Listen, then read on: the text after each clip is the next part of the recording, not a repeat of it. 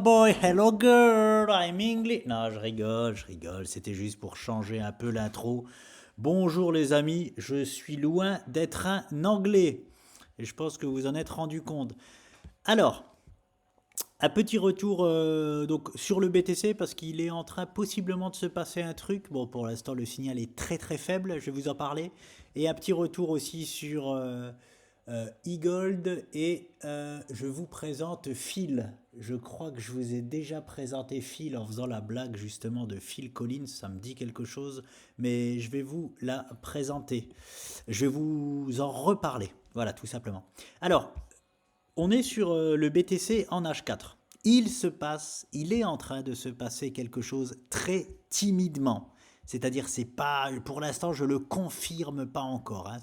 C'est un peu trop timide, mais comme je vous ai dit depuis le départ, cette MA99 là en H4 sur Binance soutient tout le mouvement depuis les 28 000 dollars, depuis là tout en bas. C'est-à-dire que la tendance haussière est soutenue par cette MA99 et si nous la cassons à la baisse, ce sera pour la toute première fois que du coup nous annulons la tendance haussière dans laquelle est ancré le Bitcoin depuis les 28 000 et que nous allons nous emmerder au moins un peu. Et nous emmerder, c'est-à-dire même revenir hein, sur les 38 000 dollars.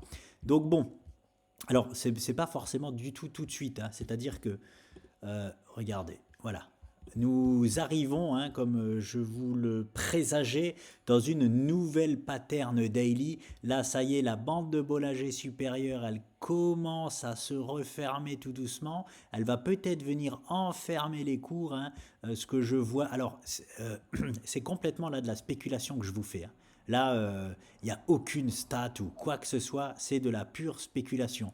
Je pense que comme le Bitcoin, c'est une tendance hebdo-daily, hein, ne l'oubliez surtout pas, hein, c'est ça la vraie analyse, c'est hebdo-daily, il nous fait que des patterns sur patterns en daily, et bien là on fait tout simplement une nouvelle pattern daily. Voilà. Donc en fait, ce que je veux dire, c'est que son mouvement de hausse est probablement terminé jusqu'au prochain mouvement. Voilà. Et à l'intérieur de ça, qu'est-ce qui va nous faire? J'ai envie de vous dire personnellement, je m'en fous un peu parce que moi, ce qui m'intéresse, c'est tout ce qu'il y a autour du Bitcoin parce que je pense que le BTC ne nous délivrera plus de voilà, cette belle vague-là. Je parie pas là sur une nouvelle vague haussière du BTC. Il peut le faire. Il peut le faire. Il peut nous faire une hop, aller chercher les 46 et j'entends beaucoup parler des 48. Moi, je vous en parle pas parce que ce serait juste un excès de volatilité pour moi, mais on a un gros barrage aux 46 000 dollars. Donc, ils peuvent très bien faire une vague 46, 48 comme ça. C'est pas là ce que je privilégie. Voilà, je privilégie le repos tout de suite du BTC. Par contre, il nous avait donné un signal pour retourner et combler le gap aux 44 300 dollars. Je vous le montre. C'est en 30 minutes. Regardez.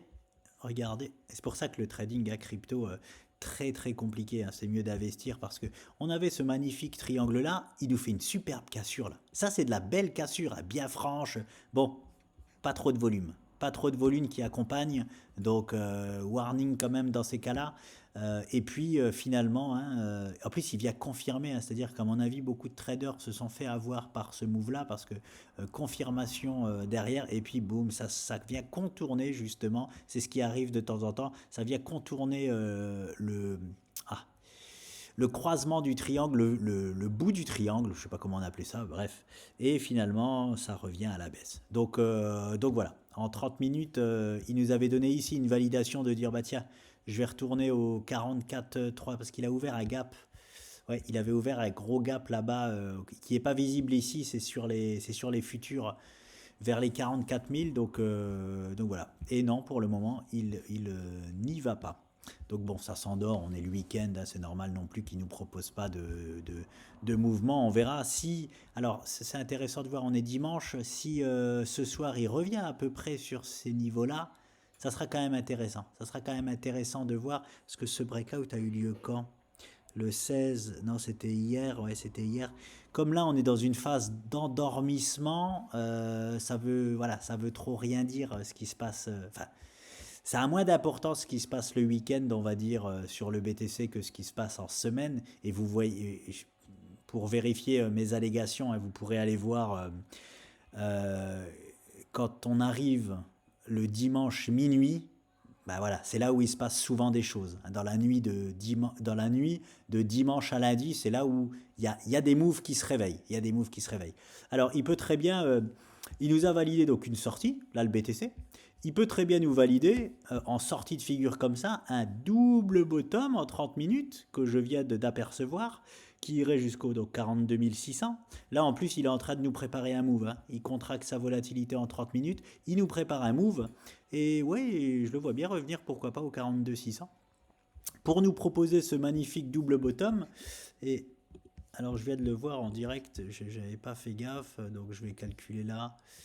Vite fait, si ça nous emmène au même point que j'avais vu par rapport à ce triangle-là, hop, la ligne de coup, non, un peu plus haut que ça. Hop. Voilà. Ce qui nous amènerait ouais, aux alentours des 43 600. 43 600, ça fait où ça? Ouais, non, ça fait quand même moins haut que ce triangle-là.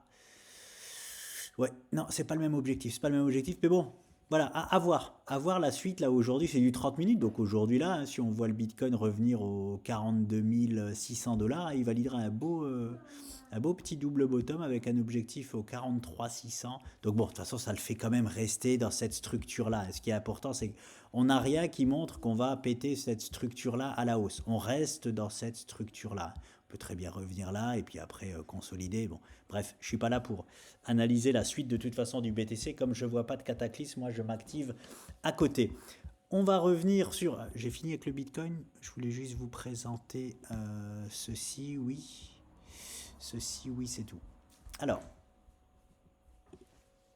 un retour sur EGLD. EGLD qui m'enthousiaste. Je reviens sur mon gribouillage. Je n'ai pas enlevé le gribouillage de la dernière fois, donc je vais faire un peu de place.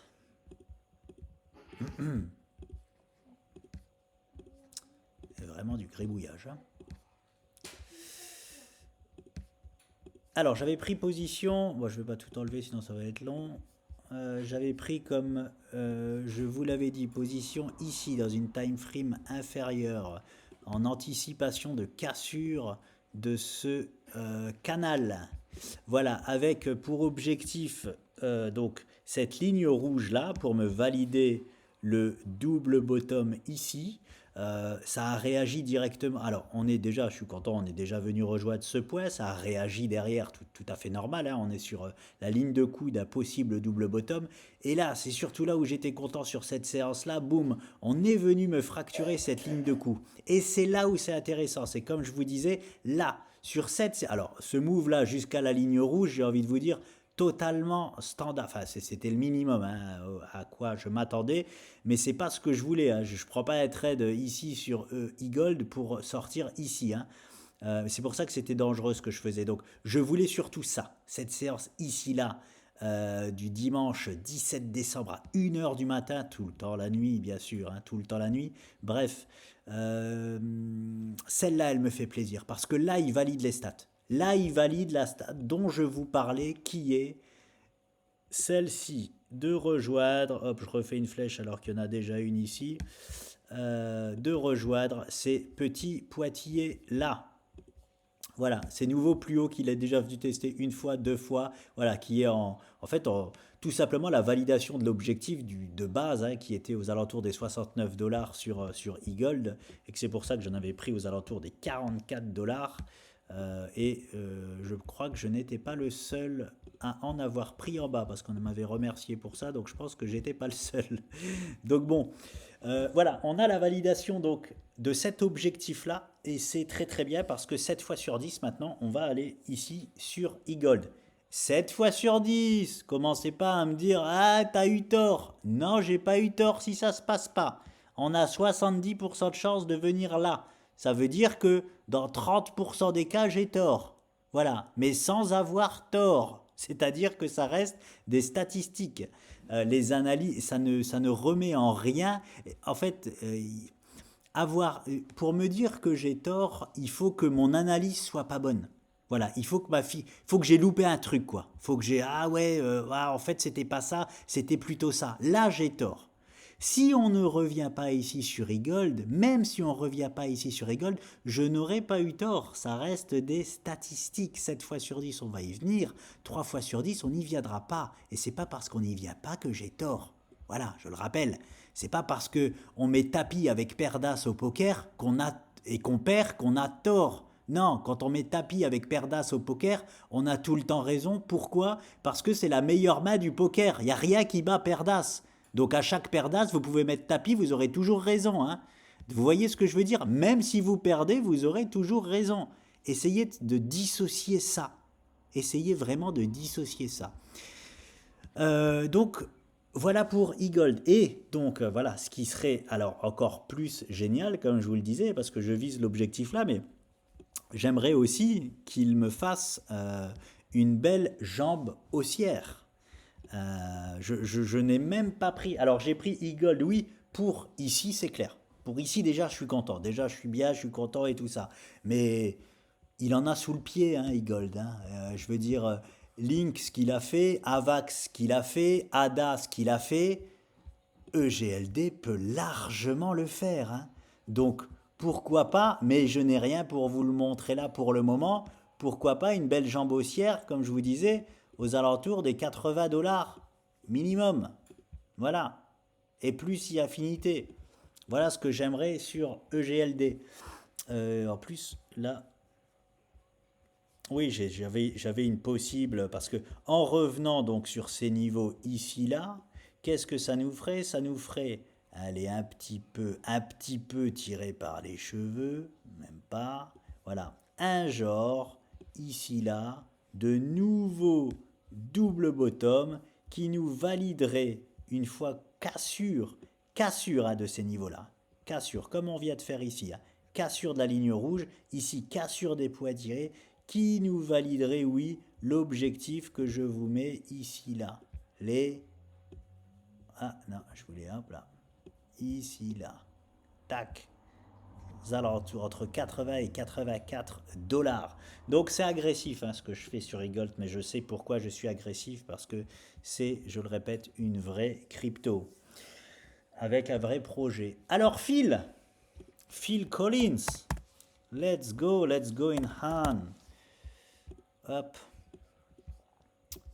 Phil. Oh, elle est en train de réagir. Elle est en train de réagir, la coquine. Alors, j'ai changé les dessins que j'avais mis dessus pour justement ne pas prendre de risques. Parce que les dessins que j'avais mis dessus étaient risqués. Et je les replacés comme ça. Oui, j'ai retouché à une trade line, mais pour être sûr de prendre vraiment aucun risque. Parce que j'avais déjà ici une cassure. C'est-à-dire que sur Phil, j'allais vous dire, c'est parti to the moon.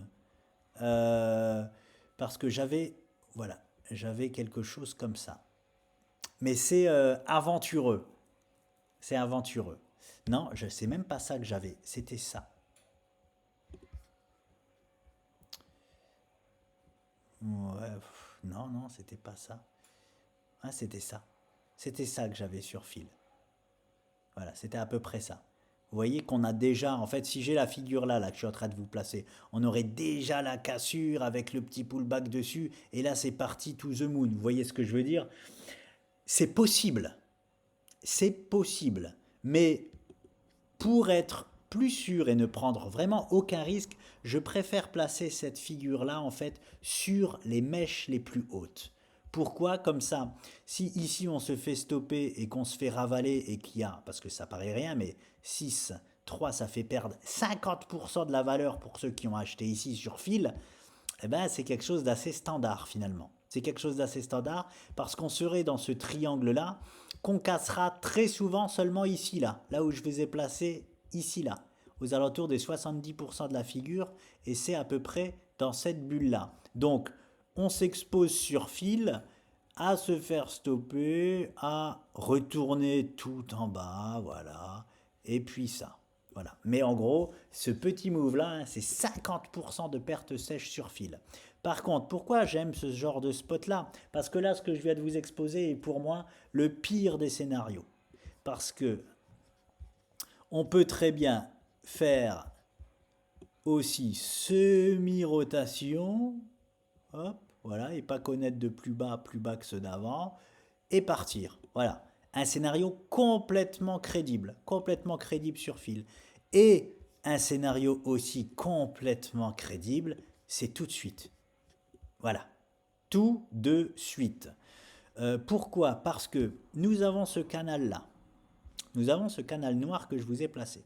On arrive dessus, 1, 2, 3, 4. Alors, je ne travaille pas avec les virages au niveau des canaux parce que, voilà, on s'en fout du nombre de virages dedans. Ce n'est pas une figure chartiste à proprement parler comme les biseaux où là, on va calculer les virages parce qu'on a des stats par rapport dessus. Pas besoin de calculer les virages. Donc là, je vous les ai fait. Mais ce que je veux dire, c'est que ici, là, nous avons une semi-rotation dans le canal.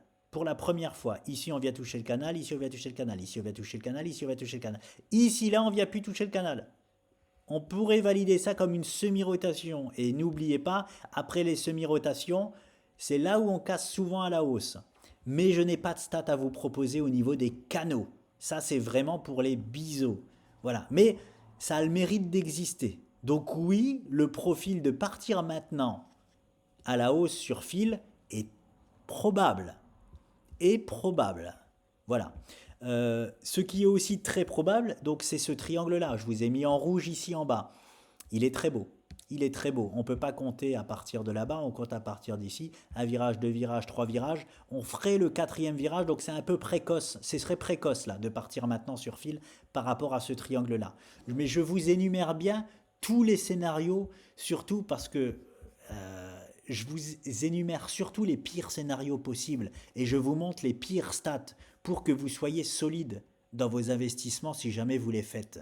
Parce que trop de gens se mettent à ah putain, parce que bon, peut-être que je suis pas le seul par exemple à parler de fil, ah, c'est parti, on prend du fil et puis boum, moins 30, moins 40%, on vend. Bah oui, parce que là on a déjà trop perdu, on vend. Non, non, non, non. Faut savoir à quoi on s'expose en se mettant sur quelque chose comme ça. Et oui, on s'expose à ça. On s'expose à revenir tester ce bas-là qui serait complètement standard. Donc par pitié, si vous posez une piécette sur fil, ne vendez pas là. Ne vendez pas là. Posez ce qui vous fait pas mal pour perdre 50% et que ça vous fasse ni chaud ni froid. Voilà, tout simplement. En sachant donc objectif de fil, très simple, on prend la largeur de ce canal-là, on la reporte au possible point de cassure, donc on va dire à peu près ici, hop, et on a un objectif aux alentours des 13 sur fil. Si on casse ici, là, si on va un peu plus bas et qu'on fait la cassure, imaginons là, dans un bon timing pour le triangle, on aura un objectif aux alentours de 12,5. En tout cas, ayez comme ligne de mire ça. Voilà, cet endroit-là pour fil, où oui, il y aura une prise de bénéfice dans ces coins-là. Est-ce que ça stoppera totalement fil, comme ça a stoppé pour le moment e-gold? Possible, possible, mais des fois ça éclate absolument tout. N'oubliez pas que c'est l'objectif minimum. C'est-à-dire que fil, à part ici une prise de bénéfice, il n'a rien au-dessus de sa tête, à part les 18 dollars, hein, aux alentours des 18 dollars sur fil. Hein. C'est sa première résistance, elle est là. Hein. Ça, c'est pas une résistance, c'est juste un objectif minimum. Hein. Donc voilà pourquoi je trouve un fil intéressant et que je vous la présente un peu plus, voilà, un peu mieux aujourd'hui. Et parce que, encore une fois, là, la trade line que je vous ai posée, c'est pour prendre aucun risque. Parce que selon d'autres trade lines, nous l'avons déjà cassé. Nous l'avons déjà cassé. Est-ce que ce serait visible en daily? Voilà, c'était en daily que j'avais été un peu là travailler. Ah, j'essaye de le faire en direct pour voir. Hop. Ouais, vous voyez, je vais vraiment chercher tout en haut pour être sûr, mais c'est vrai que on va voir ce que ça donne. Normalement, hein, normalement, je devrais la placer. On va dire comme ça même. Et là même, franchement, même là, je peux pas dire que je prends un risque. Hein. Oui, c'est ça. C'est pour ça que j'étais. Voilà. Hop. Voilà. On aurait depuis. Moi, en fait, depuis hier, j'ai un top départ sur fil. J'ai un top départ sur fil. Je vous le montre quand même. parce que c'est même pas agressif hein, de montrer ça. La trendline que je vous ai mis au-dessus, c'est vraiment au cas où. Mais ici, moi là, sur fil, j'ai un top départ. Hier, j'ai eu un top départ sur fil. Et regardez, les volumes explosent, les volumes ont explosé avec, on casse pour la toute première fois, je vous le montre, hein. Pour la toute première fois, regardez, elle est là, c'est celle d'en dessous, hein, regardez. Ici, on est venu percer, on a méché, mais on la dépasse pas. Et ici, on avait juste méché à cet endroit-là, on la dépasse pas non plus, hein. Donc voilà, j'ai un possible top départ moi depuis hier sur fil, c'est pour ça que je vous la présente. Mais pour être sûr, en mettant les endroits, les résistances aux mèches, voilà, on sait, on peut exploiter les pires scénarios. Et voici, voilou, j'ai envie de vous dire. J'espère que vous avez aimé la vidéo et je vous dis à très vite.